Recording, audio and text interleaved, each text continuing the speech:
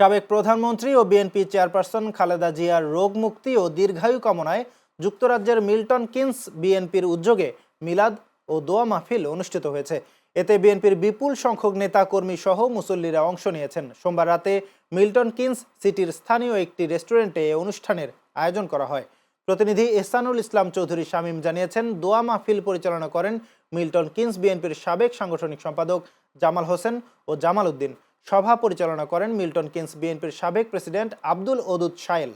বিশেষ মোনাজাত করেন মিল্টন কিনস শাহজালাল মসজিদের ইমাম মাওলানা রাহাদ আহমদ। অনুষ্ঠানে বক্তব্য রাখেন যুক্তরাজ্য বিএনপির সাবেক সাংগঠনিক সম্পাদক তয়বুর রহমান ও মিল্টন কিনস বিএনপির সাবেক সাধারণ সম্পাদক কালাম। বক্তারা বলেন, বেগম খালেদা জিয়া দেশের গণতান্ত্রিক আন্দোলনের প্রতীক।